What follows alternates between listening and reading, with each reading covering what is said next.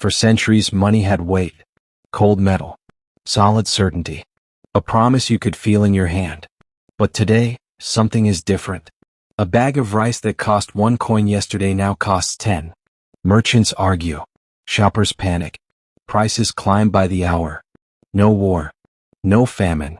No disaster. Just paper. Imagine waking up tomorrow and realizing your money buys only 1/10 of what it did yesterday. Your savings. Your business profits. Your family's future. Gone, not stolen, just evaporated. Could your business survive that? This is the story of the boldest financial experiment in history, and the first inflation crisis that nearly destroyed an empire. Here's the deeper question: do you trust money because it has value, or because we all agree it does?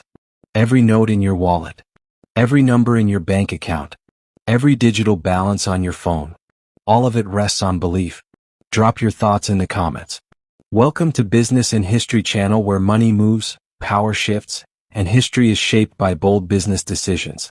If you enjoy stories where history meets business, subscribe, like this video, and share, because the most shocking part of this story is still ahead.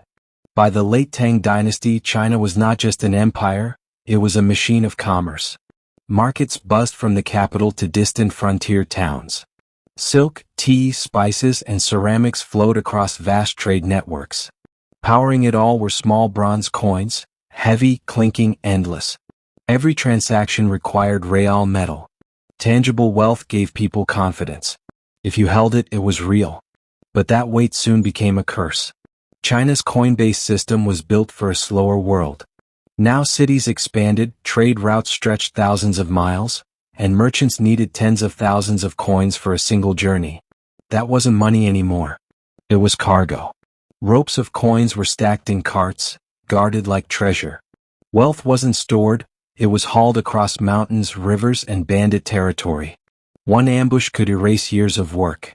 Armed escorts became essential. Costs rose. Trade slowed. Fear crept in. Meanwhile, demand for bronze never stopped. More coins meant more copper, more mines, more labor, resources pulled away from farms, tools, and weapons. An invisible tension formed. An economy ready to scale, trapped by a currency bound to physical limits. Wealth could only move at the speed of horses.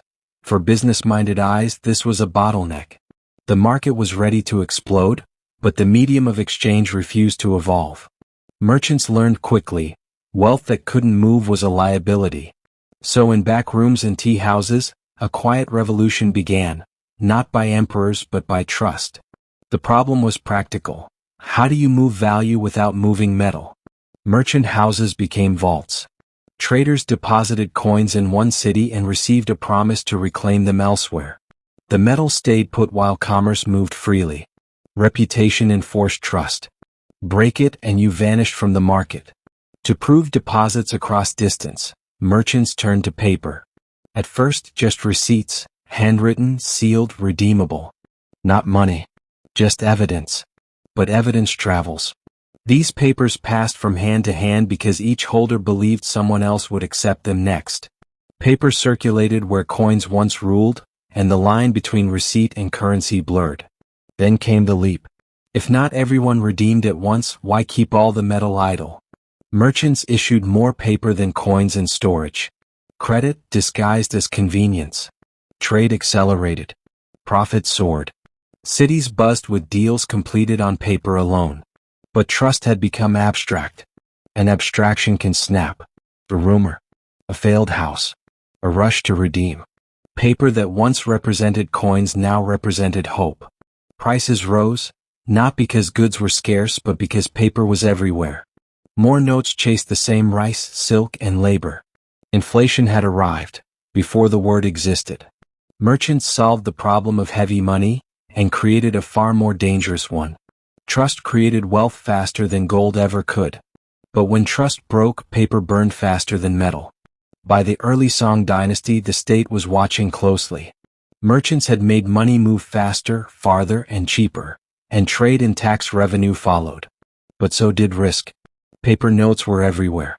And the court understood a dangerous truth. Whoever controlled the paper controlled the economy. So the state claimed it.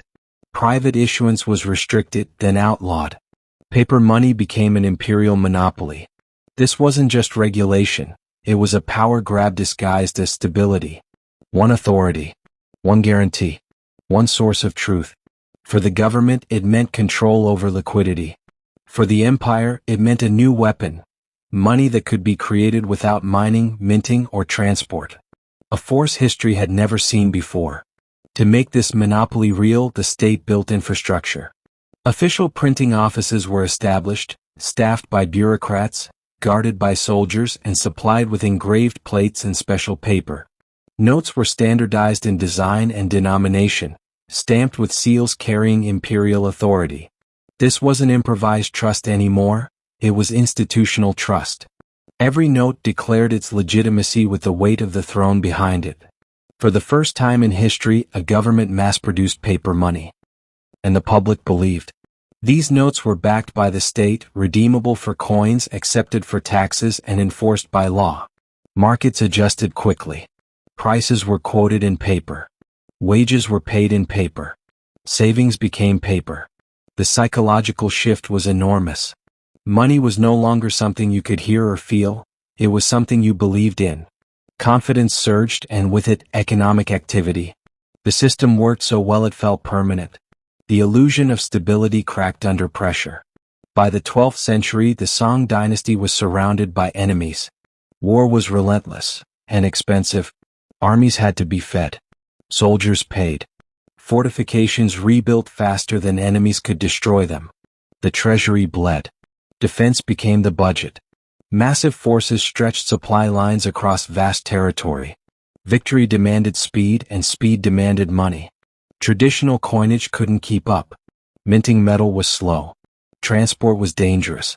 Paper moved as fast as orders could be written.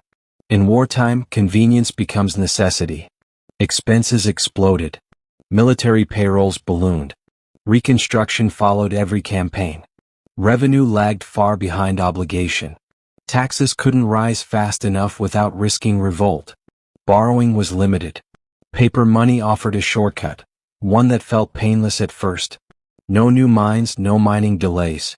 No copper shortages. No new taxes. Just ink filling the gap between what the state had and what it needed. So the presses ran harder. Notes poured into the economy to fund survival. What had once been measured policy became emergency response. Each new batch promised value and stability, but behind the promise was urgency. The state wasn't printing wealth, it was printing time. At first, the system absorbed the shock. People accepted the notes because they had no alternative. But supply outran confidence. Too much paper chased too few goods. Prices surged. Soldiers were paid, but their pay bought less. Merchants raised prices out of self-preservation. Trust thinned steadily, strand by strand. The tragedy wasn't ignorance, it was desperation. Each decision made sense in isolation. Together they formed a spiral. More war meant more spending. More spending meant more printing. More printing weakened money. And weaker money demanded more printing. This was the moment paper money stopped being a tool and became a trap. Innovation turned into instability. Inflation was no longer an accident, it was the cost of survival. The same authority that created confidence now tested it. The state had solved the problem of trust, but replaced it with a new question that would echo through centuries of financial history. What happens when the power to create money has no physical limit?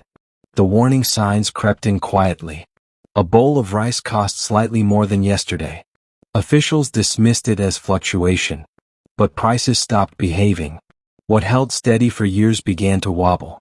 The same note bought less grain than it had weeks before. Contracts became harder to write. Merchants raised prices to survive uncertainty. The problem wasn't high prices, it was unpredictable prices. Confidence eroded faster than policy could respond. Paper was still accepted, but hesitation appeared. People began asking questions they never asked before. Once doubt entered the market, it spread. Trust, the invisible backbone of the system, began to crack. The notes were still legal, still official, but belief was slipping. The smartest players moved first. Coins disappeared from circulation, not lost but hidden. Copper and silver were hoarded in chests and buried under floors. Metal had permanence. Paper had promises. Bad money drove good confidence out of sight. Behavior changed everywhere. Wages were demanded in coin. Long-term deals stalled. Lending dried up unless repayment was guaranteed in metal. The economy slowed, not from inactivity but from loss of faith. The state had created money faster than trust could grow, and the public responded with fear. No proclamation could fix this. Once people believe tomorrow's money will be weaker than today's, they act immediately. They spend paper fast. They hoard metal harder. In doing so, they accelerate the collapse they fear. This was the turning point. Not the crash, but the moment money stopped measuring value and started revealing doubt. Once inflation began, it didn't move in a straight line. It spun. Every attempt to stabilize the system added momentum. The state needed money to function. The people needed money to live. Paper was the only thing that could be produced fast enough. Notes flooded the economy beyond control. They moved faster than goods, faster than policy, faster than trust could follow. Each new note diluted the last. What was meant to be temporary became dependency. Everyone knew there was too much money, but no one could stop using it. Prices didn't just rise. They raced. Grain doubled, then doubled again. Wages lagged behind. Savings evaporated. Value gave way to fear. Sellers demanded more because tomorrow's paper would be weaker than today's. Inflation fed on expectation, and expectation fed on panic. Trade began to fracture. Long-distance merchants refused paper, demanding metal or goods instead. Regional markets disconnected as trust collapsed unevenly. Contracts broke down because no one agreed on what money meant anymore. Barter returned, not out of nostalgia but necessity. Economic efficiency reversed. Growth turned into survival. The tragedy was speed. Once the spiral accelerated, there was no pause button. Printing more notes to fight rising prices only pushed prices higher. Cutting spending threatened collapse. Raising taxes crushed an already strained population. Every option worsened the spiral. Too much paper caused inflation, and inflation demanded more paper. This wasn't theoretical. Families rushed to spend wages before they decayed. Merchants hoarded goods instead of selling them. The economy stopped rewarding productivity and started rewarding speed and speculation. Trust, once the foundation of paper money, became its enemy.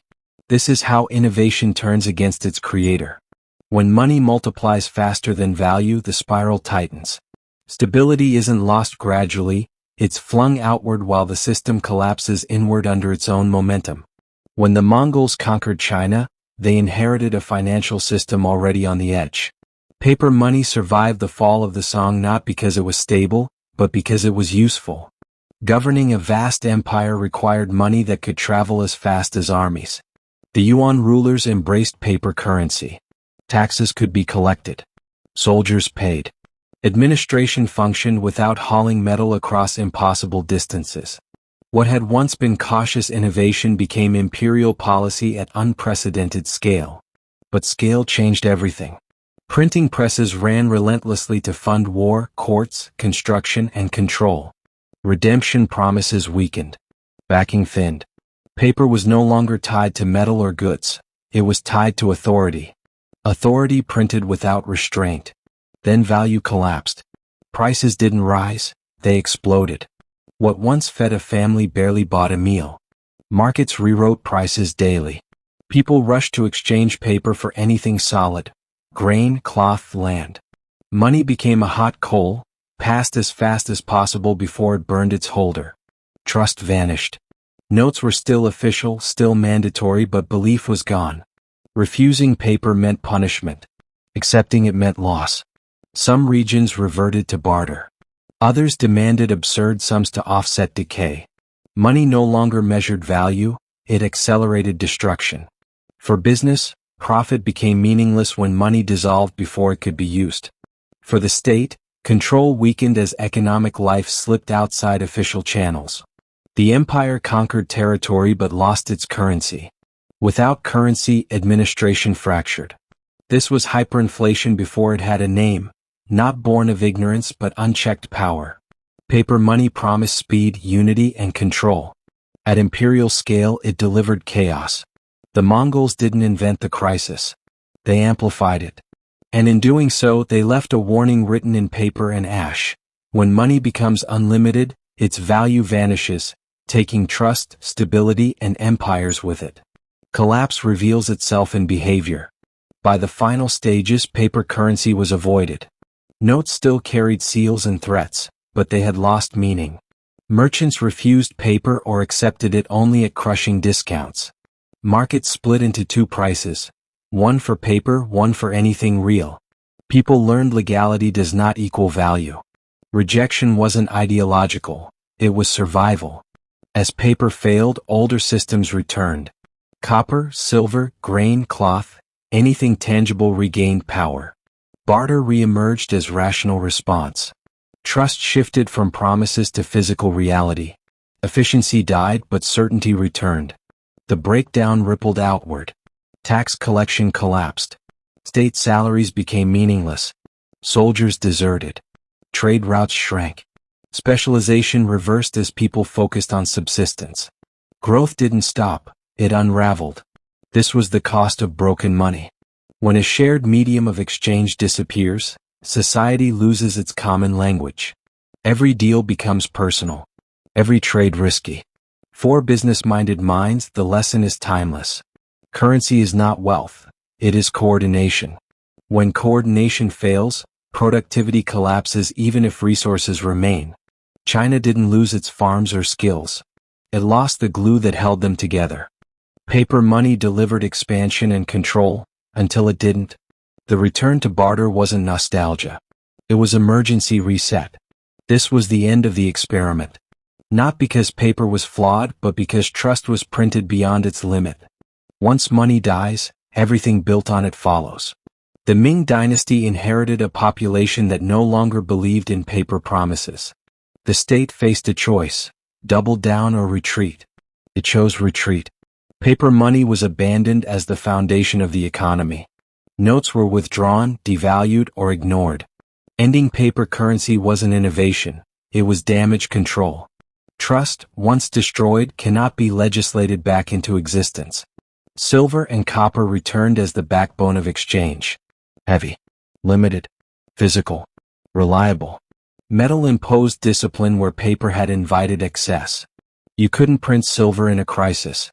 That constraint was the point. Markets adjusted cautiously. Contracts hardened.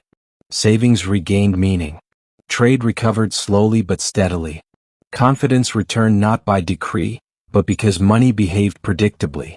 For business observers, the reversal is striking. The Ming surrendered a powerful tool because misuse proved too costly. They chose limits over flexibility, scarcity over speed.